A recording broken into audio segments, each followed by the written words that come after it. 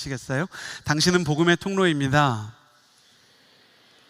그리고 가슴에 손을 얹고 스스로도 축복하며 나아갑시다. 하나님은 나를 사랑하십니다. 하나님은 나를 사랑하십니다. 나는 그 사랑을 신뢰합니다. 나는 그 사랑을 신뢰합니다. 나를 사랑하시는 주님께서 나를 불러주십니다. 나를 사랑하시는 주님께서 나를 불러주십니다. 나도 주님을 따를 것입니다. 나도 주님을 따를 것입니다. 아멘. 나를 따르라 라는 비전 속에서요, 예수님을 쫓아갔던 가장 가까이에 있었던 제자 12사람을 한 명씩 살펴보고 있습니다. 오늘은 벌써 10번째 시간이 되었고요, 10번째 제자인 열심당원 시몬에 대해 나누도록 하겠습니다. 시몬은 지금까지 나눈 제자들과는 조금 차원이 다른 독특한 배경을 가지고 있는 사람입니다. 복음서와 사도행전에서 시몬에 대해서 기록할 때 꼭 그를 열심당원 시몬이었다라고 이야기를 하는 것이죠.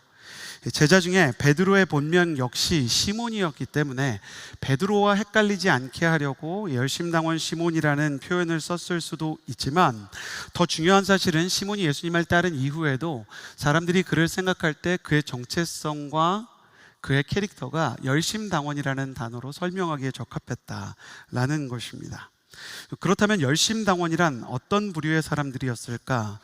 역사적인 맥락을 좀 나눠봐야 되는데요, 역사 속에서 이 열심당원이 어떤 사람인지 세 가지 얼굴을 나눠보도록 하겠습니다. 열심당원은 누구인가? 첫 번째, 그들은 이런 생각을 가진 사람이었어요. 누구도 유대인을 다스릴 수 없다. 이것이 그들의 정신적인 기초였습니다. BC 63년 로마의 장군이었던 폼페이우스가 예루살렘을 점령하면서요, 이스라엘은 로마의 식민 통치를 받게 되었습니다.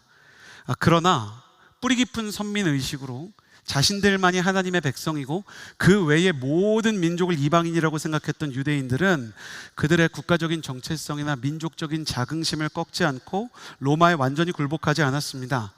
특히 중요한 계기가 되는 사건이 있었는데, 예수님께서 태어나시던 시기에 로마의 황제 아우구스투스가요, 세금을 정확히 걷기 위해 인구 조사를 하고 호적을 갱신하죠. 앞으로 이 호적에 갱신되지 않은 사람은 경제활동을 할 수 없고 학교에 갈 수 없고 신분증이 등록되지 않는다라고 이야기하며, 신분을 똑바로 보장받고 싶고 금융거래와 사업을 하고 싶다면 호적을 갱신하고 세금을 내는, 세금을 위한 인구조사에 동참해라 라고 얘기하는 거예요.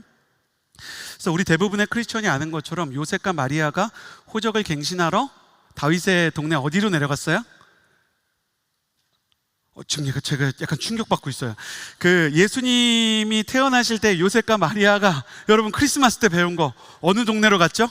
베들레헴으로 가게 됐어요.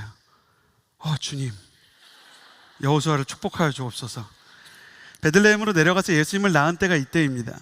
그런데 요셉과 마리아처럼 순순히 자기 고향으로 가서 호적을 갱신하고 세금을 위한 그 서류에 다시 한번 업데이트를 하는 사람이 있었는가 하면, 어떤 유대인들은 이 일에 굉장히 심기가 건드려지고 분노하기 시작합니다. 세금을 낸다는 것은 로마 황제가 우리 민족의 주인임을 인정한다는 뜻이 아닌가? 그들 가운데 이런 생각을 가진 사람들이 있었어요. 이건 경제적인 문제이기도 하지만 그들의 신앙의 자긍심의 문제였습니다. 역사적인 아픔과 영적인 자부심이 충돌하는 이 시대에 갈릴리의 유다라는 사람이 일어나요. 갈릴리의 유다라는 사람. 이 사람은 예수님의 제자이거나 아니면 세례요한과 관련된 사람은 아니었어요. 유대인인데, 로마의 세금을 내는 것은 우리의 왕이신 하나님을 배신하는 것이다. 백성으로서 우리는 그렇게 살 수 없다 라고 선언을 하면서 나온 무브먼트가 열심당원, 이 질럿의 시작이었습니다. 이들의 핵심 신조는 하나님 한 분 외에는 그 어떤 나라 민족도 하늘 아래서 우리 유대인을 다스릴 수 없다, 이거였습니다. 이 길만이 자기 민족 유대인을 향한 순수한 정신이며 하나님을 향한 온전한 열심이라고 믿었던 사람들이 바로 열심당원입니다. 이 열심당원들이 하나님만이 우리를 다스리신다라고 생각하는 건 좋았는데, 그들의 열심은 정신적인 수준을 넘어가서 물리적인 수준으로 자라나기 시작합니다. 두 번째 열심당원은요, 그들 스스로 이렇게 생각했습니다. 우리는 신의 칼이다. 하나님 외에 그 누구도 우리 유대인을 다스릴 수 없다고 믿었기 때문에 열심당원들은 유대인을 통치하려는 이방인들, 이 로마의 관리들과 그들에게 부역하는 마태와 같은 세리들을 죽여야 된다고 생각했습니다. 그들은 열심당원 중에서도 시카리라는 특별 조직을 운영했는데, 시카리는 시카라는 단검, 이 곡선형 아주 얇고 작지만 사람을 이렇게 찌르면 사람이 그냥 한 번에 죽게 되는, 절명하게 되는 암살용 칼을 의미하는 거였어요. 이들은 품 안에 곡선형 단검을 숨기고 다니다가 군중 속에서 로마 군인이나 유대 사람을 보면 확 찔러가지고 암살하는 것이었습니다. 민수기 25장을 보면 구약시대에 모세와 이스라엘 백성이 함께 광야를 다니는데, 광야의 이스라엘 백성 중에 음란의 영을 이기지 못하고 유혹을 이기지 못해서 이방 여인이었던 모압의 여인들과 성관계를 하고 결혼 여부와 상관없이 처음 만난 여인들과 혼외정사를 즐기고 있었던, 그러면서 우상숭배까지 나아갔던 사람을 보고 제사장 비느하스가 분개해서 그의 창으로 음행하는 이방인과 유대인 모두를 제사장 비느하스의 창이 꿰뚫어 죽였던 사건이 있었어요.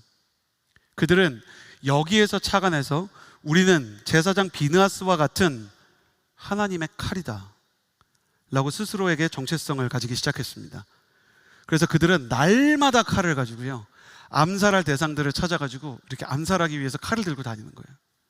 그랬던 사람들이 바로 열심당원이었습니다. 열심당원은 누구도 유대인을 다스릴 수 없다는 정신과, 그리고 하나님 외에 다른 신을 섬기게 하는, 다른 왕을 섬기게 하는 모든 로마의 관리들과 그 부역자들, 끈앞풀들을 죽이겠다라는 정신 속에서 마지막으로 이런 선언까지 나아가게 됩니다. 우리는 타협을 선택하느니 죽음을 선택하겠다. 열심당원은 로마와의 그 어떤 타협도 거부했습니다.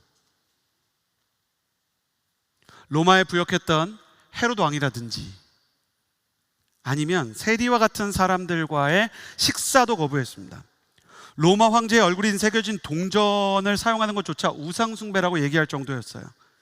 이들의 저항정신이 극적으로 드러난 사건은 유대 로마 전쟁입니다. 여러분, 유대와 로마가 전쟁을 하는 사건이 예수님께서 사역을 마치시고 승천하신 AD 30년대 초중반 이후에 AD 60년대 중반에 일어나게 돼요. 예수님이 세상에 계실 때까지만 해도 로마는 유대인들에게 유화책을 쓰고 그들의 문화와 종교와 그들이 가지고 있는 어떤 명절과 절기에 대해서 일절 터치하지 않았어요. 군대를 가지지 않고 세금만 똑바로 낸다면 우리는 너네 문화에 대해서, 종교에 대해서 노터치 라고 하는 민족이 로마였어요. 그런데 60년대로 가면 특이한 황제가 등장해서 강경책을 쓰기 시작합니다. 이 황제는 모든 신전마다 자신의 신상을 세우려고 했고, 유대의 대제사장도요, 유대인들이 아니라 로마에서 관리로 세운다라고 얘기한 거예요. 그러니까 유대인들로서는 이거를 받아들일 수가 없는 거예요.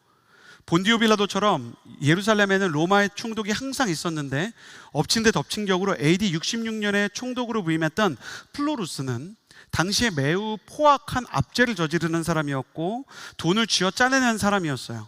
세금과 수입이 부족해지자 성전 금고에 들어가 가지고 은을 약탈했어요. 우리로 치면 막 헌금왕 뜯고 국가에서 막 그 돈을 가져가는 거예요. 이에 반발하는 그 유대교인들에게 군대를 보내서 3,600명을 학살한 인물이 바로 총독 플로루스였습니다. 이에 유대인들이 저항하지 않고 총독에 대해서 풍자를 하면서 조롱했어요. 우리 총독님은 너무 가난해서 우리한테 자꾸 이렇게 빌어먹는 거지라네, 뭐 이런 걸 써가지고 막 사람들한테 돌려보내면서 광대 노름 같은 걸 한 거예요. 총독이 화가 나가지고 배후를 쳤다가 아무 상관없는 지나가는 시장에서 그 먹을 거 사고 팔고 있는 사람 한 사람을 잡아서 무고한 사람을 십자가에 못 박아서 죽여버립니다. 이게 다 역사에 있었던 일이에요. 이러니까 열심당원을 중심으로 이 억울한 희생과 부당한 압력에 유대인들이 참지 못해서 로마와의 전쟁을 선포하고, 우리는 로마로부터 독립할 거다, 거대 제국 로마에게 독립전쟁을 선포하게 되는 거예요. 근데 여러분 생각해 보세요. 식민지였던 이스라엘이 당시 최강의 제국이었던 로마를 상대로 얼마나 버틸 수 있었겠어요. 전쟁을 시작한 지 4년 만에 예루살렘의 성전이 다 함락이 되는데요. 그나마 4년을 버틴 것도 몽골 제국이 우리나라에 쳐들어올 때 남한산성처럼 예루살렘이 산 위에 있는 도시라, 산 위에 성벽을 이렇게 둘러놓은 도시라 로마가 공격하기 쉽지 않았다 뿐이고요. 4년 동안 그냥 굶어 죽을 때까지 거기로 들어가는 모든 농산물과 물을 다 통제해버렸던 거예요. 결국에 이 예루살렘이 다 함락되게 되고요. 그나마 살아남아 있었던 시카리는 광야의 요새 마사다에 피신한 상태였어요. 마사다라고 가까운데 또 다른 산 위에 요새가 하나 있었거든요. 광야에 특이하게 산 하나가 솟아 있는 거예요. 광야니까 나무가 없으니까 주변에서 사람 다가오면 다 보이잖아요. 그러니까 거기서 한 번 더 결사항전을 합니다. 로마는 AD 73년에 마사다 요새를 포위하고 노예를 통해서요, 흙 언덕을 만들기 시작해서 이 마사다 산만큼의 흙 언덕을 쌓아 올리기 시작해요. 그리고 로마의 정예군이 이제 충분히 들어갈 만한 진입로가 확보되니까요, 마사다에 남아 있었던 960명의 시카리를 비롯한 열심당원과 그 960명의 열심당원을 비롯한 가족들이요, 다 같이 마지막 밤을 보내며 이렇게 얘기합니다. 당시 열심당원의 지도자 엘르아살은요, 이렇게 연설했는데, 우리는 그동안 로마나 그 어떤 민족도 우리의 주인이 될 수 없다고 맹세했다. 그러니 우리는 이제 그 맹세를 지킬 때다.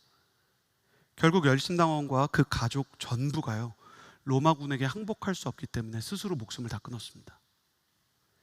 이것이 열심당원의 정신이었어요. 타협을 선택하느니 차라리 죽음을 선택하겠다. 제가 신학생 시절에 이 열심당원의 역사를 읽으면서 우리나라의 독립투사와 같은 어떤 데자뷰를 느끼는 거예요. 마치 안중근 의사나 안창호 선생님 같은 독립투사의 얼을 느끼는 것 같았어요. 그러면서 예수님 시대에도 이미 열심당원이 있었는데 결사항전을 해서 그때 마사다에서 열심당원은 사실상 거의 몰살되거든요. 없어지는데 예수님께서 그 독립투사들을 좀 지원해 주셨으면 어땠을까? 그러지 않은 게 서운할 정도였어요. 한국인이라 이제 감정이입이 돼서 마지막으로 막 마사다에서 죽음으로 결사항전을 하는데 막 임진왜란이나 남한산성이 떠오르는 거예요. 하나님 그들을 좀 도와주시지, 예수님께서 그들을 좀 찾아가서 격려해 주시지 왜 안 해주셨을까? 그런데 예수님께서 그들을 찾아가 주지 않으신 이유를 역사를 공부하면서 이 열심당원의 그림자를 마주하며 깨닫게 되었습니다. 이 충격적인 역사에 진실이 있었고, 이 독립운동 배후에 잔인한 역사가 하나 더 있었는데, 그것이 바로 열심당원들의 그림자였어요. 열심당원들의 첫 번째 그림자는 억울한 피해자가 속출했다는 것입니다. 열심당원이 주로 사용한 암살 방식은 명절이나 축제 때 많은 인파 사이에서 목숨을 이렇게 칼을 숨겨두고 있다가 목표물을 딱 찌르는 거예요. 근데 이 과정에서 자기는 딱 찌르고 자기도 놀란 척하면서 도망가는 거거든요. 칼 떨어뜨리고. 그러면 이 상황에서 무고한 사람들이 범인으로 몰려서 잡혀가는 경우가 있었는데 열심당원들이 그들을 구출해주지 않았고요. 로마의 관리를 찌르는 과정에서 여자든 어린아이든 노인이든 칼로 찔러서 같이 죽는 경우가 막 수도 없이 발생을 했어요. 그러나 열심당원은 이것은 우리 민족을 위한 대의를 위해서 선하게 희생된 희생일 뿐 아무런 문제가 없다라고 생각했던 거죠. 아니, 희생을 당한 당사자 입장은 중요하지가 않았던 거예요. 열심당원의 두 번째 그림자는 나와 이념이 다르면 무고한 희생자를 뛰어넘어서 동족에게도 칼을 겨누는 겁니다. 로마에게 무력으로 저항하지 않고 평화적인 방법이나 대화를 하려고 하면 그들까지 심지어 죽이는 거예요. 극단적인 무장 세력을 지지하지 않거나 지원하지 않으면 지도자나 부유층의 집에 막 불을 다 지르고, 평화적인 방법으로 그래도 대화를 해보자, 지금 로마와 맞서는 거는 무리니까 우리가 교육을 통해서 아니면 영적인 갱신을 통해서 다른 길을 찾아보자 라고 이야기를 하면 그건 안 된다는 거예요. 이걸 우리나라로 비유하면 이토 히로부미를 총으로 쐈던 안중근 의사나 아니면 도시락 폭탄을 던졌던 윤봉길 의사 같은 사람이 안창호 선생님 같은 교육적인 그런 유화책은 독립운동에 적합하지 않다고 오히려 안창호 선생님을 핍박하는 것 같은 역할을 했던 거예요. 나와 이념이 다르면 동족이라도 다른 방식으로 민족을 위하는 길이라면 인정할 수 없다. 이게 열심당원의 입장이었어요. 세 번째, 그래서요, 억울한 피해자에 대해서도 이 사람들이 선한 희생이라고 포장하고 동족에게도 칼을 겨눌 수 있는 사람이니 예루살렘 항전에서 만행을 저질렀어요. 마지막에 예루살렘이 막 이제 함락이 되는 거예요. 티투스 장군이 예루살렘을 포위하고 뭐라고 말하냐면, 항복하면 다 죽이진 않을게. 물론 너희가 많은 걸 빼앗기겠지만 너희 아내와 아이들을 좀 생각해라. 야, 너네가 진짜 다 반란 일으키려고 한 거 맞아? 얘기를 해보고 너희가 항복을 하면 최소한 우리가 생명이라도 보장해 줄게. 그러니까 승산 없는 전쟁에 자기 아이를 생각하고 자기 노인이 된 부모를 생각해서 이거는 지금 싸우면 진짜로 다 죽으니까. 이 예루살렘 항전에서 죽은 사람이 10만이 넘거든요. 그러니까 이 예루살렘에 있는 사람들이 거의 뭐 다 죽는 상황이었는데 이건 싸울 수 없다라고 얘기를 하는데, 항복을 입에 올리거나 대화를 입에 올리는 사람은 그 자리에서 죽이는 거예요. 우리 민족인데. 여자든 어린아이든 노인이든 칼로 다 찔러 죽였습니다. 심지어 이 사람들이 결사항전할 의지가 안 보이니까 어떻게 했냐, 이미 먹을 게 없는데 열심당원들이 곡물 창고를 다 불러 태워버렸어요. 너희 어차피 굶어 죽는다, 로마와 싸우다 죽어라. 근데 열심당원에서 극단적인 분파였던 암살자 그 테러 집단 시카리는요, 이미 마사다로 다 피신해 있었어요. 남아있는 열심당원들은 곡식을 태우고 시카리는 마사다에서 이렇게 숨어가지고 이 예루살렘 항전을 지원하지도 않았던 겁니다. 그제서야 저는 예수님께서 열심당원을 지지하지 않았던 이유를 명확하게 깨닫게 되었어요. 예수님께서는 그들이 가지고 있었던 폭력의 정당화와 분노의 의로운 포장, 이 역설에 대해 주님이 기뻐하실 수 없는 방향으로 가고 있다는 것을 아셨던 것입니다. 저는 이 열심당원을 보면서 이런 설교의 제목을 지어보았어요. 폭탄이 터지면 누가 가장 크게 다칠까? 여러분, 폭탄이 터지면 누가 가장 크게 다칠까요? 제가 답을 알려드리겠습니다. 가장 가까이에 있는 사람이 가장 크게 다치는 것입니다. 그 폭탄에서 가장 가까이에 있었던 사람, 그 폭발 위치에서 가장 가까이를 지나던 사람이 가장 크게 다치게 되는 거예요. 예수님께서는 열심당원들이 가진 분노의 칼이 가장 가까운 유대 사람들마저 상하게 할 것을 아셨던 겁니다. 그들의 순수함이 역설적으로 무고하고 연약한 가운데서 터지는 폭탄처럼 자기 민족을 상하게 하는 날이 올 것임을 아시고 저 길로 가지 말아라 라고 얘기하시고, 마치 열심당원처럼 칼을 차고 다니다가 예수님께서 붙잡히시던 날 대제사장의 종이 이제 예수님을 체포하러 오니까 그 귀를 베어버렸던 베드로에게 칼로서 일어난 자는 칼로서 망하느니라 라고 말씀하셨던 거예요. 한 번은 이재훈 목사님이랑 이제 대화를 하는데 목사님이 순수함의 역설에 대해서 이야기를 해주신 게 굉장히 마음에 남았어요. 목회를 하면서 순수함의 역설에 빠지지 않기 위해서 목사님 스스로도 노력을 되게 많이 하셨고, 저희 젊은 목회자들이 뜨거운 열정을 가지고 있을 때 순수함의 역설에 빠져서는 안 된다는 거예요.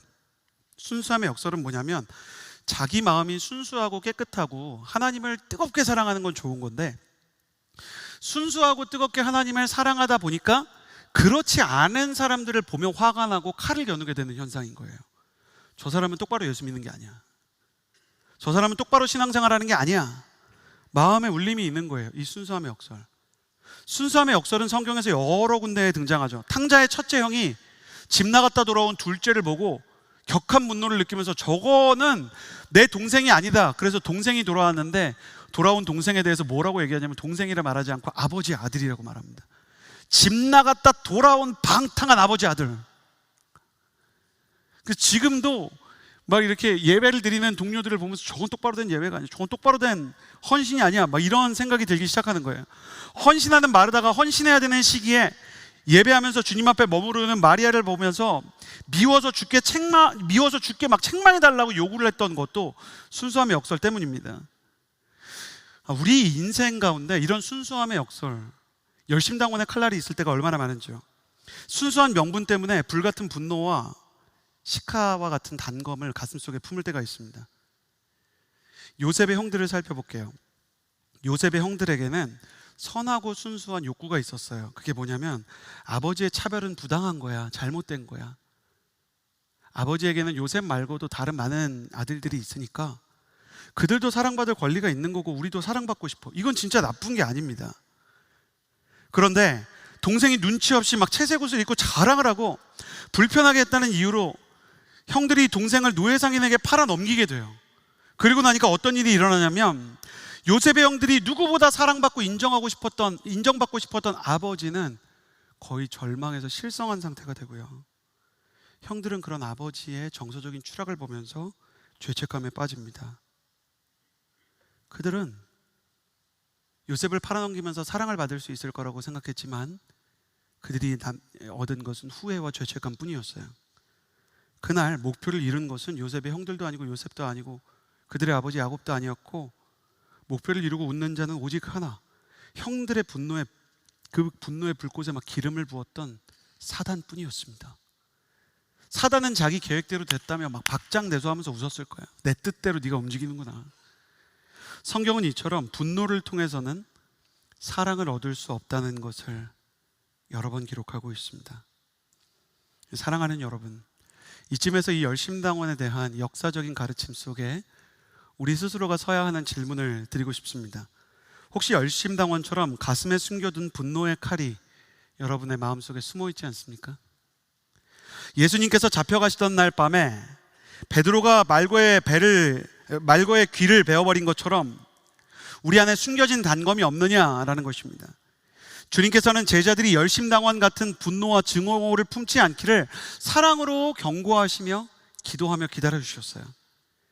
그 결과 예수님의 사랑과 성령의 충만을 경험한 베드로는 이후 다시는 칼을 뽑지 않는 사람이 되었죠. 베드로만 변화된 것이 아니었고요, 열심당원 시몬도 그의 인생에서 단 한 번도 칼을 빼어들지 않는 사람으로 변화됩니다. 칼을 숨긴 채 주님 곁에 머무르던 시몬은 자신의 품속에 칼을 숨기고 주님 곁에 머무르던 시몬이요, 이제는 십자가를 품은 채 주님을 닮은 사도로 변화되게 되었던 것입니다. 그는 예수님을 만나서 자기 가슴속에 있었던 식칼을 내려두고,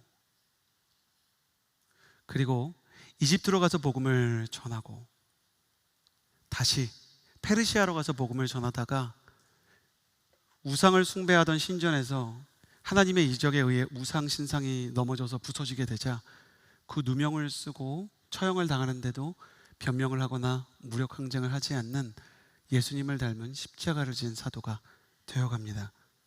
도대체 어떻게 이렇게 변화되었을까?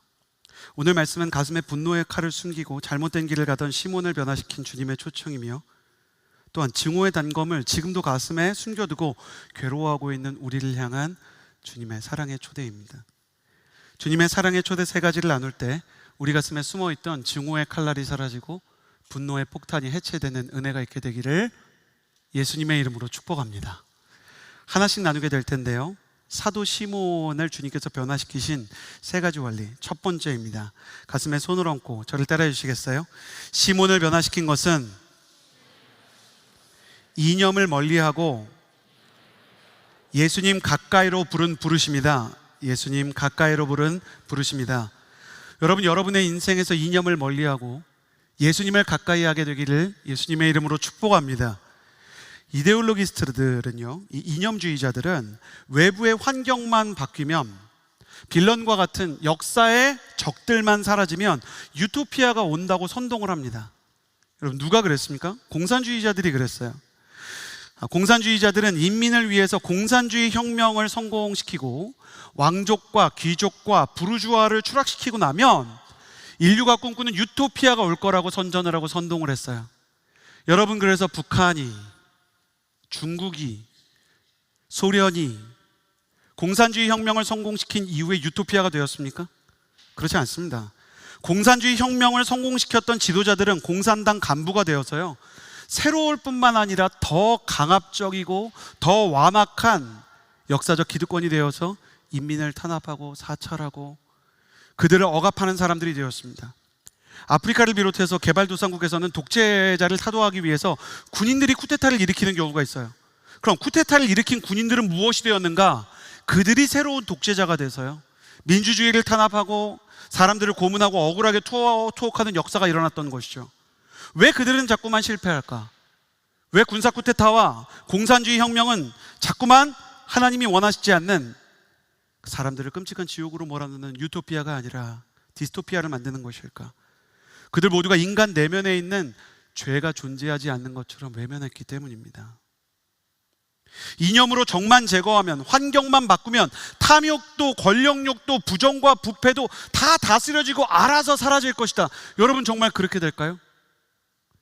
괴물과 싸우다가 괴물이 되는 사람은 얼마나 많은지, 형제 여러분들은 정말 공감하실 텐데, 군대에 가면요 정말 착하고 순수했던 이등병이 부조리를 계속 당하다 보면 그 부조리를 자기가 상병되고 병장되면 똑같이 하게 돼 있는 거예요. 이건 환경만으로 해결이 안 되는 겁니다. 이념은 언제나 인간의 불행의 원인을 외부와 환경에서만 찾습니다. 그래서 외부와 환경만 바꾸면 모든 것이 제자리를 찾는다는 거예요. 이재훈 목사님 말씀하신 것처럼 복음은 언제나 인간의 불행의 원인을, 그게 아니라 내부와 죄악의 문제가 있다고 얘기하는 거예요. 여러분 오해하시면 안 됩니다. 그렇다면 우리는 법과 제도를 만들 필요가 없는가? 아니에요. 법을 만들어야죠. 더 좋은 제도를 만들어야 합니다. 더 깨끗한 문화와 더 좋은 세상을 만들기 위해 기술도 발전시키고 의학도 발전시켜야 합니다. 법과 제도와 문화에 대한 혁신이 필요합니다. 그러나 그 법과 제도를 만드는 것은 누구인가요? 사람이라는 거예요. 사람이 바뀌지 않고 사람 내부에 대한 반성과 성찰이 없고 회개가 없다면, 그들의 영혼이 변화되지 않는다면 악한 인간이 만든 선한 제도는 결국에는 편법을 낳게 되어 있는 것입니다. 제도를 바꾸고 문화를 만들어도 사람의 내면에 죄가 가득하면 예상치 못한 부작용이 나타나는 거예요. 법을 바꿔도 영혼이 바뀌지 않으면 편법이 새롭게 등장하게 되어 있는 것입니다.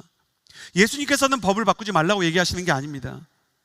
법을 바꾸는 것만으로 완전해지지 않으니 내면을 변화시키고 무언가 세상을 더 좋은 쪽으로 바꾸려고 할 때 너의 영혼 역시 어느 쪽으로 가는지를 바라보아라 라고 얘기하는 거예요. 아무리 맞는 말이라도 너의 마음이 오염되어 있다면 가까이 있는 사람들이 얼마나 힘들겠니? 부끄러운 개인 고백을 좀 하나님이 하기를 원하셔서 하는데 정말 하기 싫네요. 이렇게 신혼 때 아내랑 이제 가구를 골랐는데 화장대 의자가 금이 가신 채 오신 거예요. 저희가 손도 안 댔는데 그 스티로폼을 뜯자마자, 그 비닐을 뜯자마자, 뽁뽁이를 뜯자마자 금이 가 있었어요. 근데 제가 이상하게 그날따라 운이 좋게 그거를 뜯는 과정을 그 블로그에 올린다고 이제 비디오로 찍고 있어서 증거가 완벽한 거예요. 전화했는데 그 상담원이랑 그 책임자 분이 그 고객님이 잘못 다루셔서 부셔진 거 아니냐는 식으로 말을 하는 거예요. 그래가지고 제가 너무너무 마음에 화가 나는 거예요. 제 안에서 이제 단검이 고개를 들기 시작했어요. 그래서 제가 이거 영상 찍은 것도 있고, 저는 뭐 어디에서 샀는지 법에 조촉되지 않는 상황 속에서 여기가 어딘지 추정할 수 있는 포스팅을 저희 아내와 함께 모든 맘카페와 신혼 부부 카페에 다 올리겠다, 가만히 있지 않겠다 막 이렇게 얘기를 하고, 저는 어떻게 하면 이거 법적으로 문제 없는지도 다 안다, 근데 어떻게 하면 추정을 사람들이 다 하는지도 안다. 그랬더니 이분이 막 나중에는 책임자를 불러와서 막 이렇게 정말 죄송하다고, 그 영상도 제가 보내드렸어요. 말은 굉장히 젠틀하게 했어요. 저희가 이거는 소비자의 권리고 이러면서 막 얘기를 했는데, 나중에 이분이 막 너무너무 이렇게 맞는 말씀이라고 저희 상담원이 좀 응대를 좀 미숙하게 했는데 제가 대신 사과드린다고 책임자가 막 사과를 하는 거예요. 근데 마지막 한마디 질문에 말이 확 막히더라고요. 선생님 혹시 변호사신가요? 하시는 일이 어떻게 되시는지요? 너무 뛰어나시다고. 거기서 제가 목사라고 말하면 주여, 말은 젠틀하게 했지만 소리를 지른 건 아니지만, 그러나 제가 너무너무 화가 나 있었거든요. 너무너무 부당해서 이거는 견딜 수 없다. 심지어 이 화장대 의자는 그 회사에서 직접 가져와야 된다고 막 생각했던. 근데 그러는 동안 제 아내의 표정을 봤는데 아내가 이런 표정인 거예요. 내가 이 사람과 결혼한 게 좋은 선택이었을까? 아내가 중간중간에 그만하라고 하는데, 아내를 위해서 처음에 얘기하다가 점점 제 안에서 이 분노와 이 쓴뿌리가 올라오기 시작하니까, 폭탄이 터지면 누가 제일 크게 다친다고요? 가까이에 있는 사람이 그날 계속 불안한 거예요. 그래요. 바른 말을 하더라도 악하고 분노의 불꽃으로 가득한 상태로 이야기를 하기 시작하면 가까운 사람들은 너무너무 부담스럽고 불안하고 그 관계가 위협당하게 되는 것입니다. 그래서 예수님은 바른 길을 가면서도 사람의 내면과 영혼을 함께 변화시켜야만 한다. 내면에서부터 변화가 시작되어야 진정한 제도, 진정한 선한 문화가 세워질 수 있다라고 이야기를 하셨던 겁니다. 그게 복음의 능력입니다. 그러면 우리는 어떻게 인간의 내면을 변화시키는 복음의 능력이라는 걸 경험할 수 있을까요? 예수님께서 제자를 부르신 이유와 목적을 적어둔 성경이 있거든요. 마가복음 3장 13절에서 15절에 제자를 부르신 목적에 대해 이렇게 기록하고 있습니다. 같이 한번 읽어보도록 하겠습니다. 시작. 예수께서 산으로 올라가셔서 원하는 사람들을 불러 모으셨습니다. 그러자 그들이 예수께로 나와왔습니다. 예수께서는 12명을 따로 뽑아 이들을 사도라 부르시고 자기와 함께 있게 하셨습니다. 그리고 그들을 내보내셔서 전도도 하게 하시며 그들에게 귀신을 쫓는 권세도 주셨습니다. 다른 복음서와 달리 마가복음은 예수님께서 제자를 뽑으신 이유를 얘기하는데, 그 이유 첫 번째가 뭐냐면 자기와 함께 있게 하시려고 그러셨대요. 자기와 함께 있게 하셨다. 이것이 제자들을 향한 예수님의 마음이었던 거예요. 너 나랑 같이 있자. 너 나랑 같이 가자. 나의 사랑, 나의 어여쁜 자야. 일어나 함께 가자. 이게 주님의 콜링이었던 거죠. 예수님은 제자들이 주님과 함께 있으면 변화된다는 것을 믿으셨어요. 예수님께서 제자들과 함께 시간을 보내면, 예수님께서 제자들과 함께하는 시간 속에서 끝내 예수님을 닮아간다는 것을 알고 계셨습니다. 이것이 복음입니다. 복음은 예수님을 만나고 예수님과 함께 하다가 결국에는 예수님을 닮아가는 것입니다. 하용조 목사님은 그래서 복음을 예수님과의 만남이라고 그랬어요. 구원은 만남이라는 거예요. 그리고 복음은 예수님과의 만남이라는 거예요. 예수님을 만나면 그 사람은 전과 같은 인생을 살지 않게 되는 거예요. 처음에는 똑같은 인생을 살아가는 것 같고 똑같은 분노와 똑같은 거짓과 똑같은 음란 속에서 사는 것 같지만, 예수님을 만나면 만날수록 그는 예수님을 닮아가요. 한국 사람이 한국말 하는 게 당연한 것 같지만 당연한 거 아닙니다. 한국 사람이라도 미국에서 태어나면 영어합니다. 프랑스에서 태어나면 불어할 것입니다. 왜 한국 어린아이들은 한국말을 합니까? 그 부모가 한국말을 쓰기 때문입니다. 아이들은 부모의 언어를 닮아갑니다. 부모의 정서를 닮아갑니다. 이처럼 예수님의 자녀로서 예수님과 함께 시간을 보내면, 그분의 말씀을 들으면 아빠 엄마 이야기를 1000번 만번 들은 아이가 결국 아빠 엄마라는 말을 하게 되듯이 예수님처럼 말하고 예수님처럼 생각하고 예수님처럼 느끼는 사람들이 세워지게 되는 것입니다. 시몬은 이처럼 예수님 곁에 머물게 되었습니다. 예수님께서 시몬을 불러서 너 나랑 같이 있자 그러셨어요. 그래서 예수님 가까이에 있다가 결국엔 예수님을 닮아간 사람이 시몬입니다. 그래서 여러분, 이념을 멀리하고 분노에 사로잡히지 않으려면 예수님께 가까이 나아가 머물러야 합니다. 나는 여러분이 예수님 가까이에 머무르는 은혜가 있게 되기를 예수님의 이름으로 축복합니다. 가장 쉬운 방법은요, 예전과 다른 집중력으로 구별된 중심으로 예배에 참여하는 거예요. 이 설교를 듣는 동안 여러분이 예수님의 말씀에 가까이 다가가게 되기를 주님의 이름으로 축복합니다. 여러분이 기도할 때 예수님을 향하여 기도하게 되고 예수님 앞에 머물며 기도하는 것이 무엇인지 배우게 되기를 바랍니다. 여러분이 찬양할 때 주님께서 과연 이 찬양 가운데 함께 계시다는 것을 여러분이 느끼고 경험하며 함께하는 은혜가 있게 되기를 주님의 이름으로 축복합니다. 그래서 여호수아에서 하나만 회복되어야 한다면 예배입니다. 단 하나만 지킬 수 있다면 예배를 도둑질하려는 사단에게서 예배를 지켜야 합니다. 나는 여러분의 예배가 지켜지기를 주님의 이름으로 축복합니다. 예배에서 주님 앞에 머무르며 주님을 닮아가는 은혜가 있을 수 있기 때문입니다. 사도 시몬이 된 열심당원 시몬의 변화 두 번째는 이것입니다. 가슴에 손을 얹고 저를 따라해 주시겠습니까? 분노를 포기하고 화해를 추구해야 한다. 예수님이 부르신 제자들의 명단을 보면 시몬의 마음을 아주 불편하게 하는 사람이 나옵니다. 누가복음 6장 15절의 말씀을 같이 읽겠습니다. 누가복음 6장 15절 시작. 마태, 도마, 알페오의 아들 야고보, 열심당원으로 불린 시몬. 열심당원으로 불린 시몬이 있는 이 구절에 세리 마태가 들어있습니다. 열심당원으로서는 암살 대상이었던 세리가 제자 중에 있다는 것. 시몬 입장에서 마태는 매우 거북스럽고 불편한 존재이며 죽여야 하지 않나라는 생각이 들 정도로 눈에 거슬리는 존재였습니다. 물론 마태가 시몬을 바라보는 것이 더 부담스러웠을 것 같긴 해요. 제가 오늘 왜 나를 자꾸 쳐다보지? 네 거친 생각과 불안한 눈빛과 그걸 지켜보는 나, 그건 아마도 전쟁 같은 제자도 이런 생각이 들었을 거예요. 갑자기 오늘 나 찌르는 거 아니야? 여기서 우리는 중요한 사실을 배워요. 마태 입장에서도 그렇고요, 시몬의 입장에서도 그래요. 그게 뭔지 아세요? 여러분, 피하고 싶은 진실인데 저를 따라해 주시겠어요? 예수님을 믿으면 불편한 사람을 계속 만나게 됩니다. 여러분, 예수님 믿고 교회에서 좋은 사람만 만나셨어요? 여러분, 예수님 믿고 회심한 이후에 사회에서 다 편하고 좋은 사람만 만나셨죠? 불편한 사람 다 있지 않으세요? 없으세요? 없으면 제가 좀 보내드릴까요? 불편한 사람이 있는 거예요. 보통 회심하고 큰 은혜를 받으면 처음에는 은혜의 크기가 너무 크니까 불편한 사람도 좀 이렇게 견딜만 해요.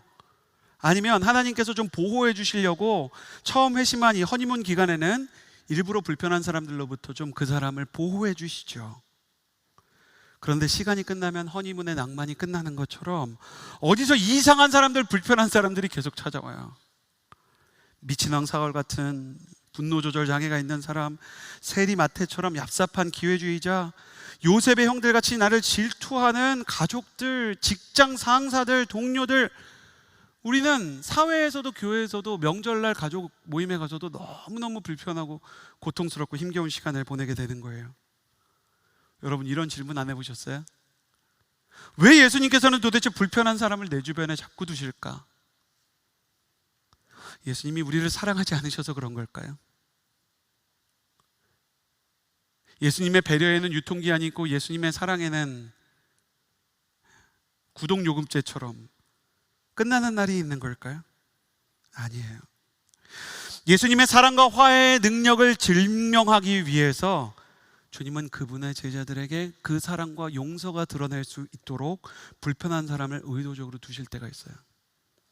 우리 힘으로는 안 되지만 은혜를 받으면 받을수록, 성령의 충만을 경험하면 경험할수록 이 불편함을 극복할 수 있다는 것을 세상이 볼 수 있도록, 그리고 더 본질적으로는 우리 자신이 먼저 경험할 수 있도록 주님께서는 복음의 능력이 이 불편함과 억울함과 부당함이 주는 상처 이상의 능력을 가지고 있다는 것을 우리에게 보여주려고 하는 거예요.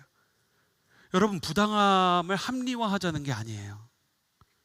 억울한 건 억울한 거예요. 그 사람은 나쁜 사람이 맞아요.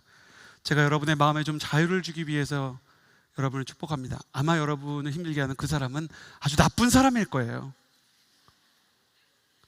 그러나 여러분, 이렇게 비유를 해볼게요. 어떤 사람이 주식을 하는데 주식시장에서 한 종목에서 3천만 원의 손실을 봤어요. 그럼 너무너무 가슴 아프고 밤에 잠이 안 오겠죠? 근데 다른 종목에서 30억 수익이 났어요. 어떤 사람이 전세 사기를 당해서요, 정말 청년의 시기 열심히 모은 3천만 원을 잃어버리게 됐어요. 그리고 그 다음날 로또에 당첨이 됐어요. 그러면 그 사람이 당한 부당함이 정당화되는 것은 아니지만 견딜 수 있는 힘이 생기게 되는 거죠. 하나님께서는 원수가 주는 손실과 아픔보다 우리에게 더 큰 은혜와 사랑을 부어주시기를 원하시는 분이신 거예요. 그것이 형들을 용서한 요셉이 경험했던 은혜였고, 우리를 사랑하셔서 원수된 우리를 위해 십자가를 지신 예수님의 마음이었어요. 예수님의 마음이 임하면 임할수록 그래 너가 아직 그럴 수 있지 라는 생각이 드는 것입니다. 그래, 아직 그럴 수 있지. 아직 몰라서 그렇지, 혹은 지쳐서 그렇지. 그리고 내 마음이 이러면 주변에 있는 사람들의 마음이 상할 텐데, 내가 은혜 줘야 되는 내 순원들과 사랑을 나눠야 되는 사람들까지 다칠 텐데, 내 가족을 생각해서, 내 영적인 팔로워를 생각해서 이렇게 가면 안 되지. 원통함의 폭탄을 막 해체시키는 거예요. 예수님은 원수를 사랑하라 그러셨어요. 도대체 원수를 왜 사랑해야 됩니까? 피해자가 왜 가해자를 생각해야 돼요? 주님은 그 사람이 옳다는 게 아닙니다. 시리아의 교부들은 이 구절을 가르칠 때 예수님께서 의도하신 것은 원수에게 매이지 말라는 가르침이었다라고 말합니다. 너는 원수에게 매이지 말아라. 나는 너의 인생의 영적인 주제가 원한이기를 원치 않는다. 물론 그것이 너의 마음을 아프게 하고 상처가 너의 마음을 해집지만 내가 그것보다 더 큰 은혜와 사랑을 줄 테니 너는 나의 은혜와 하나님의 말씀과 성령의 충만을 향해 가라 말씀하시는 것입니다. 분노를 포기하고 화해를 추구할 수 있는 이유는 주님께서 원수인 나를 사랑하셨기에 우리 인생의 주제는 원한이나 원수가 아니라 은혜가 되어야 한다라고 말하는 것입니다. 여러분, 그 사람이 잘했다는 건 절대 아닙니다. 다시 한번 말씀드립니다. 그 사람은 정말 나쁜 사람이었을 거예요. 전 여러분의 편입니다. 믿어주세요. 그러나 저는 목회자로서 여러분이 그 원한을 수십 년 품고 살기를 원치 않습니다. 제가 부서진 의자 때문에 아내를 불안하게 했던 그 실수를 여러분도 하기를 원치 않는 것입니다. 사랑하는 여러분, 우리는 이미 분노와 원한대로 살아가면서 우리 주변에 있는 사람이 불안하고 나 자신도 죄책감을 느끼는 걸 수없이 해봤습니다. 그럴 때 어떻게 해야 될까요? 여러분, 분노를 지워버리지 않아도 괜찮아요. 그건 율법이에요. 사단은 양쪽에 다 덫을 놔요. 어떻게 하냐면, 야, 분노해도 괜찮아, 저 미워해도 싼 놈이야. 근데 이게 안 먹히잖아요? 그럼 어느 쪽을 던지냐면, 이제 분노에 대한 유혹을 던지다 안 먹히면 양쪽에 유혹을 두는 거예요. 그게 뭐냐면, 야, 너 분노했지? 너 나쁜 놈이야. 너 주님도 널 싫어할 거야. 죄를 짓게 하는 게 아니면 정죄감을 줘서 사람을 망가뜨려요. 우리는 분노를 다 지우고 주님 앞에 나가야 되는 게 아니에요. 그건 복음이 아니에요. 분노를 가진 채로, 상처를 가진 채로 너무 화가 나서 견딜 수가 없다고. 내 힘으로 용서가 안 되는데 솔직히 용서할 생각이 있지도 않다고, 주님. 그렇지만 주님, 내가 만약에 용서를 해야 되는 상황이면 내가 너무 큰 은혜와 축복을 받아서 하나님의 사랑을 경험해서 이 원한을 이겨낼 수 있게 해달라고 기도하는 것입니다. 축복합니다. 마음 가운데 풀리지 않는 응어리가 있는 분들은 아멘 하세요. 사랑하는 여러분, 여러분의 인생에 원한이 있고 상처가 있고 아픔이 있을 수 있습니다. 그러나 그 원한과 상처와 아픔보다 더 큰 은혜와 사랑과 축복이 임해서 그 원한을 뛰어넘을 수 있는 은혜가 있게 되기를 예수님의 이름으로 축복합니다. 은혜가 더 커서 분노가 찾아올 때 은혜를 기억하면서 감정과 상관없이 나가는 거예요. 주님이 원하는 감정을 주십시오. 그렇게 할 때 우리는 분노와의 싸움에서 이길 수 있을 것입니다. 마지막입니다. 세 번째 원리, 사도행전 1장 4절과 12에서 14절입니다. 사도행전 1장 4절 그리고 12에서 14절입니다. 시작. 그들과 함께 모였을 때 예수께서 이렇게 명령하셨습니다. 예루살렘을 떠나지 말고 약속하신 선물을 기다리라. 그 후 그들은 올리브산이라 불리는 곳으로부터 예루살렘으로 돌아왔는데 이 산은 예루살렘에서 가까워 안식일에 걸어도 되는 거리였습니다. 그들은 예루살렘 안으로 들어가서 자기들이 묵고 있던 다락방으로 올라갔습니다. 거기 있던 사람들은 베드로, 요한, 야고보, 안드레, 빌립, 도마, 바돌로메, 마태, 알페오의 아들 야고보, 열심당원 시몬, 그리고 야고보의 아들 유다였습니다. 그들은 모두 그곳에 모인 여자들과 예수의 어머니 마리아와 예수의 동생들과 함께 한 마음으로 기도에 전념하고 있었습니다. 아멘. 열심당원 시몬이 사도 시몬이 된 비결, 분노의 칼을 품고 다니던 사람이 예수님의 사랑을 품고 다닐 수 있었던 비결, 가슴에 손을 얹고 마지막 비결을 나눕니다. 저를 따라해 주시겠어요? 나의 열심을 내려놓고 하나님의 성령을 기다려라. 부활하시고 승천하신 예수님을 만난 제자들은 올리브산에서 예수님의 승천을 바라보게 되었습니다. 그런데 예수님께서 승천하시기 전에 제자들에게 마지막으로 하신 명령이 예루살렘을 떠나지 말고 예루살렘으로 돌아가라 라고 말씀하셨습니다. 그래서 제자들은 올리브산에서 내려와서 예루살렘을 향해 걸어갔습니다. 그런데 예수님께서 왜 제자들에게 예루살렘을 떠나지 말라고 말씀하시고 예루살렘으로 돌아가라고 하셨을까요? 제자들에게 예루살렘은 연약하고 비겁한 자신의 모습이 적나라하게 드러났던 영적인 실패와 침체의 장소였기 때문입니다. 베드로가 예수님을 3번 부인하고 예수님을 모른다고 외면했던 곳이 예루살렘이었고, 열심당원 시몬이 예수님의 십자가를 외면하고 달아났던 곳도 예루살렘이었습니다. 부활하신 예수님을 만나고도 도마와 요한과 베드로가 다시 나는 고기 잡으러 가겠소 라고 갈릴리로 도망쳤던 곳도 예루살렘이고, 엠마오로 도망쳐 내려오던 제자들이 떠나고 싶었던 곳도 예루살렘입니다. 모든 사도들에게 예루살렘은 마치 상처가 있었던 동네처럼 다시 가고 싶지 않은 시련의 땅, 영원한 겨울과 같은 곳이었습니다. 그러나 예수님은 그 실패의 한기, 침체의 수치의 나이테가 새겨진 곳으로 돌아가라고 얘기합니다. 두 눈을 똑바로 뜨고 실패와 죄악과 수치로 물든 내 영혼과 영적 상태에 직면해야, 그래야 성령님이 임하실 수 있기 때문입니다. 왜냐하면 내 힘으로 할 수 없다는 것을 알 때 마치 빈 컵처럼 내 영혼이 심령이 가난한 자가 되고 비어버린 그릇이 돼서 성령님이 임할 자리가 나는 것이고, 내 계획에 물이 땅바닥으로 쏟아졌을 때만 하나님의 성령의 생명수가 그 안에 채워질 수 있기 때문입니다. 심령이 가난한 자는 원어로 영혼이 파산한 자입니다. 실패한 자, 침체를 겪은 자, 죄악을 자기 힘으로 이길 수 없는 자가 심령이 가난한 자고, 그 심령이 가난한 마음으로 예루살렘으로 돌아가서 제자들에게 아버지께서 약속하신 선물 곧 성령을 기다리라, 이렇게 말씀해 주셨습니다. 제자들이 연약함을 품에 안고 기도를 하는데요, 기다려야 됐어요. 여러분 저를 보시겠어요? 기다린다는 건 뭐죠? 기도하는데 응답이 없는 거예요.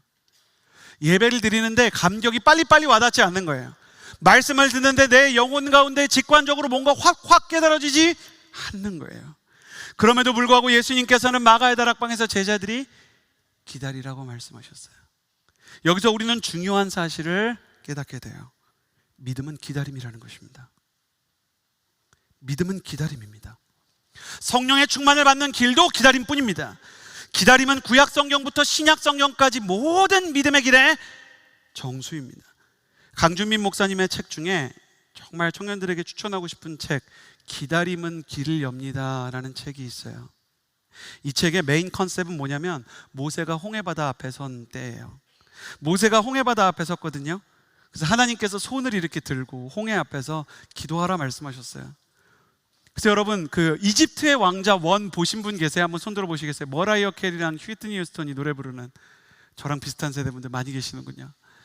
근데 그거 When You Believe 할 때 보면 모세가요, 지팡이를, 이거 거의 RPG 게임이에요, 땅에다가 확 꽂으니까 이게 확 바다가 갈라지면서 머라이어 캐리가 노래를 불러요. 너무너무 감동적인데 성경적으로는 그렇지가 않아요. 모세가 손을 들었을 때 어떻게 됐을까요? 여러분 어떻게 돼요? 출애굽기를 보면 모세가 손을 들었어요. 아무 일도 안 일어나요. 제일 당황한 사람은 모세였을 거예요. 너는 가서 저 바다에 손을 들고 지팡이를 들고 너 이렇게 지팡이 들고 기도해라. 그래서 기도하는데 아무 일도 안 일어나. 뒤에는 이스라엘 백성들이 있어요. 제가 생각해 봤어요. 제가 이제 목회자잖아요. 생각해 봤을 때 모세가 눈 100번 아니 1000번 떴을 거예요 진짜. 왜 아무 일도 안 일어나지? 왜? 근데 모세의 위대함은 뭐냐면, 저라면은 다른 대안을 찾았을지 몰라요. 근데 모세의 위대함은 그 자리를 떠나지 않았다는 거예요. 기도가 시작된 지 수시간이 지나도 바람만 좀 불어오고 바다가 갈라지는 건 아닌데, 그는 하나님께서 떠나라고 하실 때까지 기다리면서 계속 기도했어요. 성경이 어떻게 써 있냐면 모세가 밤이 맞도록 기도해서 거의 날밤을 새니까요. 그러니까 이 바람이 점점 바다를 말려가지고 바닷길이 만들어진 거예요. 하나님이 이 왜 바닷길에 뜨거운 동풍을 가지고, 뜨거운 바람을 가지고 오랫동안 바다를 가르셨을까요? 그래야 뻘이 아니라 마른 땅 위로 사람이 비교적 건널 수 있는 환경이 조성되기 때문에 그래요. 하루 이상 이 건조한 광야의 바람을 통해서 말려야만 걸어갈 수 있으니까. 모세는 기도의 자리를 끝까지 지키다가 마침내 이 기적을 보게 돼요. 이거에 대해서 강준민 목사님이 쓴 책 제목이 뭐라고요? 기다림은 길을 엽니다라는 책이라는 거예요. 저는 이 책을 읽으면서 그런 생각을 했어요. 그래, 성경의 모든 기적이 이렇지, 진정한 기적은요, 특히 인생을 바꾸는 기적은 천천히 이루어지는 것입니다. 예수님께서 중풍병자를 한순간에 고치셨고, 혈루병 앓는 여인은 손가락만 대어도 그 혈루의 근원이 다 말라버렸죠. 근데 열심당원 시몬이 사도 시몬이 되기 위해서는 3년 동안 예수님 곁에서 매일매일 먹고 자야 됐고, 마가의 다락방에서 아무런 감격이 느껴지지 않고 영적인 수치와 실패와 분노와 자기 모순이 느껴지고 죄악이 느껴지는 오랜 나날을 보내야 성령의 충만을 경험할 수가 있었어요. 예수님의 제자들이 예수님의 기다림에 의해서 사도로 변화된 것처럼 우리 인생도 주님의 진정한 기적과 변화를 경험하기 위해서는 기다림을 지불해야 하는 것입니다. 불같은 열정으로 일하다가 지친 분들을 많이 만나게 돼요. 왜 지쳤을까? 주님이 주시는 힘으로 하는 것이 아니라, 주님과의 관계 속에서 사역을 한 게 아니라, 사실은 내 열심과 인정받고 싶은 마음이 그 마음속에 언젠가부터 계속 많이 섞인 거예요. 그래서 컵에 인정욕구나 섭섭함, 서운함, 내 열심이 가득 찼다가 갑자기 어떤 말 한마디에 상처의 눈빛 하나 이게 컵이 확 엎어져 버리니까 너무 허무한 거예요. 근데 여러분의 컵이 비었을 때 오히려 주님께 나가세요. 주님께서 그 컵을 채워주실 때인 거예요. 정말 하나님 열심히 섬기다가 좀 이상한 사람들을 보고 쟤는 왜 저렇게 섬길까? 왜 신앙생활 저렇게 하고 예배를 저렇게 드릴까? 그러다가 이내 나는 대체 왜 사랑이 없을까? 난 언제쯤 예수님처럼 온유해질까? 스스로에 대한 자책과 원망에 흔들리는 분들 많이 계시죠? 그런 분들을 향한 예수님의 마음은 단 한 가지, 난 절대 너를 포기하지 않는다. 나는 네가 사도가 될 때까지, 성령의 열매로 쓰여진 나의 성품을 맺을 때까지 나는 너를 결코 떠나지 않을 것이다. 세상 끝날까지 우리와 함께 할 거라 그러셨어요. 조급한 마음과 자기의 내 열심을 내려놓고 성령을 기다리십시오. 성령이 내 마음을 변화시키시고 우리 가정을 변화시키시는 기적이 천천히 일어나더라도 그 기다림이 헛되지는 않을 것입니다. 밤새 홍해 아래서 기다려 끝내 기적의 길을 걸었던 모세처럼 여러분의 인생에도 그런 은혜가 임하게 될 것입니다. 수없이 분노의 폭탄이 터져서 가까운 사람을 상하게 했던 분들, 마음 가운데 보이지 않는 단검을 가지고 있어서 그 칼이 내 소매를 뚫고 내 가슴을 찔러 정죄와 실패감에 가슴이 아픈 분들, 우리 같이 주님 앞으로 나아갑시다. 그럼 주님께서 우리의 원한과 분노를 녹여주시고 더 좋은 길로, 더 깊은 사랑으로 우리를 변화시켜 주실 것입니다. 함께 기도하겠습니다. 우리 두 번만 기도하기를 원하는데요. 첫 번째, 주님, 나는 원수를 도무지 사랑할 수가 없습니다. 아니, 용서하기도 싫고 용서할 마음도 사실은 잘 들지 않습니다. 혹은 하나님, 그 사람 정말 잘못했잖아요. 내가 얼마나 아픈지 아시잖아요. 여러분, 그렇게 말해도 괜찮아요. 차라리 원망을 하려거든 하나님 앞에서 하세요. 혼자 끙끙 앓지 마시고. 사단은 여러분이 원망을 해도 다윗처럼 하나님 앞으로 가져가면 그것마저 기도로 들어주시고 그것마저 치유해 주시는 분이십니다. 여러분을 가장 아프게 하고 힘들게 하는 사람에 대해서, 주님, 내가 이 사람 때문에 너무 괴로운데 더 큰 은혜를 부어주셔서 하나님 아버지께서 원하시는 마음으로 살아갈 수 있게 해달라고, 예수님이 주시는 은혜와 축복이 너무 커서 이 분노의 사슬을 끊을 수 있게 해달라고 기도하며 나아갑시다. 기도하겠습니다. 살아계신 하나님 아버지, 기도하며 나아갑니다. 주님의 사랑과 은혜로 말미암아 주님께서 원하시는 성령의 충만을 경험하게 하여 주시고, 주님께서 우리를 위해서 예비하신 그 큰 은혜가 우리 영혼 가운데 쏟아져 들어와 하나님께 쓰임을 받고 주님을 닮아가는 은혜가 있게 하여 주옵소서. 하나님, 예수 그리스도의 은혜와 사랑의 폭우가 내 마음 가운데 쏟아져서 산불과 같은 내 힘으로 끌 수 없었던 이 불들이 꺼지게 하여 주옵소서. 분노하는 마음, 깨어진 마음, 부당한 마음, 내 마음속에 단검과 같이 숨어있던 날카로운 분노가 내 옷소매를 품고 나의 가슴을 찌를 때 이 정죄감의 아픔으로부터 해방되게 하여 주옵소서. 예수님을 따르고 예수님을 쫓고 예수님과 동행하며 세임과 능력을 경험하게 하여 주옵소서. 칼을 내려놓고 십자가를 품에 안고 예수님을 따라가는 성령의 사람이 될 수 있도록 주님, 우리에게 필요한 은혜와 약속된 사랑을 부어주옵소서. 십자가를 바라보며 십자가의 능력과 성령의 거룩한 기름 부음으로 말미암아, 그러므로 이제 그리스도 예수 안에 있는 자들에게는 결코 정죄함이 없나니, 이는 그리스도 예수 안에 있는 생명과 성령의 법이 죄와 사망의 법에서 너를 해방하였다고 성경이 기록하고 있습니다. 복음의 종도 로마서 8장에 기록된 말씀처럼 하나님, 우리가 은혜로 말미암아 성령으로 말미암아 우리 안에 있는 미움과 분노를 이겨내게 하여 주옵소서. 사람에 의해 무너지지 않고 원수에 의하여 끌려가지 않는 사람이 될 수 있게 우리의 마음을 붙잡아 주시고 새롭게 하여 주옵소서. 한 번 더 기도하며 나아갈 때, 모세가 홍해 앞에서 영적인 기다림을 지불했듯이 열심당원 시몬이 다른 제자들과 함께 마가의 다락방에서 기도의 기다림을 지불했듯이 나도 기도의 자리에서 기다림의 시간을 지나게 하여 주옵소서. 기도하는 여호수아의 청년 한 사람 한 사람이 지치지 않게 하여 주옵소서. 성령의 불을 부어주셔서 기도의 능력 있게 하여 주시고 예배가 회복되게 하시며 성령의 충만을 경험할 때까지 주님의 이름을 부르게 하여 주옵소서. 지금은 사랑할 수 없습니까? 괜찮습니다. 지금은 용서할 수 없습니까? 당연합니다. 지금은 화해하지 못했습니까? 내 힘으로는 불가능합니다. 그렇기 때문에 더욱 성령을 기다리며 주여 3번 부르짖고 기도하겠습니다. 주여, 주여,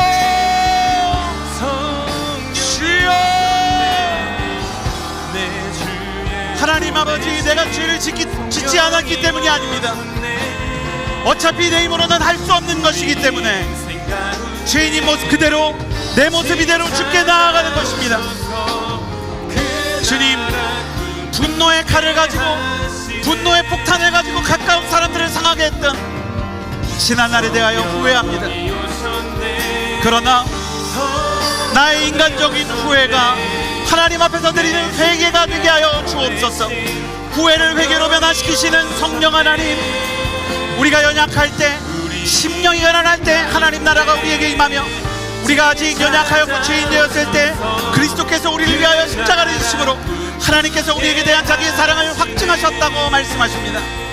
의인을 위하여 죽는 자가 쉽지 않고 선인을 위하여 용감히 죽는 자가 혹있거니와, 그리스도께서는 우리가 아직 죄인 되었을 때에 우리를 위하여 자신의 목숨을 던지셨습니다. 그러므로 우리는 은혜 받을 만한 때를 지나고 있는 것입니다. 보라, 지금은 은혜 받을 만한 때에 오라고 말씀하셨고, 죄가 더한 곳에 은혜가 더욱 넘쳤다고 말씀하여 주십니다. 죄인인 모습 그대로 나아가 오직 주님의 만져주심과 신실하심과 하며 주님을 따라 걷는 하나님의 사람이 되게 하여 주옵소서. 성령이 오셨네, 성령이 오셨네, 내 주에 보내신 성령이 오셨네. 우리 인생 가운데 친히 찾아오셔서 그 나라 함께 하시네. 분노의 폭탄이 터질 때마다 가장 가까운 사람들이 다치고, 분노의 단검을 내 가슴 속에 품고 있을 때 안쪽 주머니 소매를 뚫고 날카로운 분노의 칼이 정죄의 날이 되어 내 가슴을 찌를 때가 얼마나 많았는지 모릅니다. 그때마다 숨고 싶고 포기하고 싶었지만 여전히 이 자리로 나와왔으니 주의 아들과 딸에게 주의 사랑과 용서를 부어주셔서 예수님을 닮아가게 하여 주시고, 우리의 인생 가운데 주님의 사랑으로 말미암아 이념을 멀리하고 예수님을 가까이하며 분노를 포기하고 화해를 추구하는, 열심을 내려놓고 성령을 기다리는 사람이 되게 하여 주옵소서. 예수님의 이름으로 기도드렸습니다.